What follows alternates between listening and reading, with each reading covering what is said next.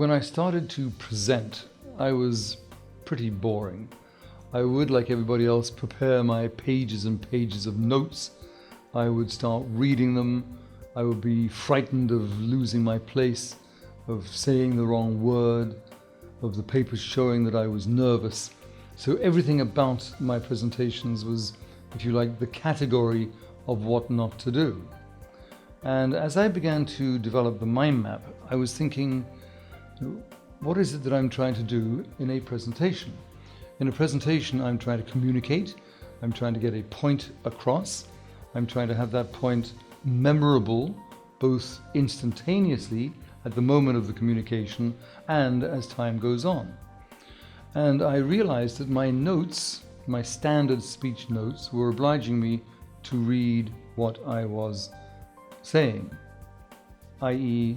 to lose eye contact, which is really important.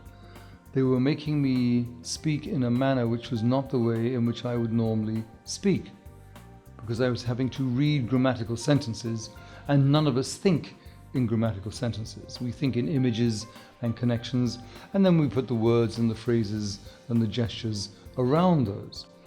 So I began to make my notes far more mind-mappy for when I was presenting. And I found that everything transformed. That I could look at the mind map and the whole picture was there, so I knew what I was talking about.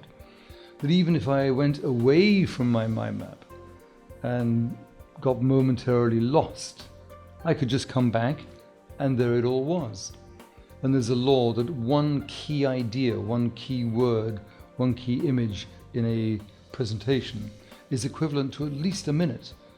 So for a half an hour presentation, which is a pretty long one, you only need 20-25 key words, because some of them are going to be repeated in the beginnings and the ends, etc.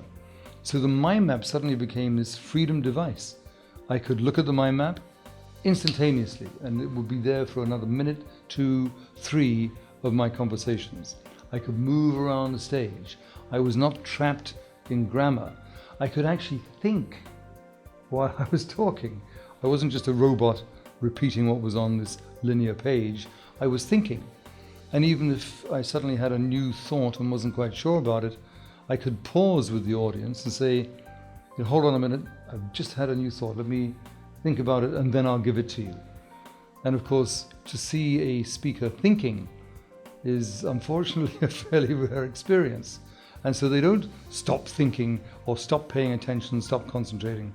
They're thinking with you about what it is.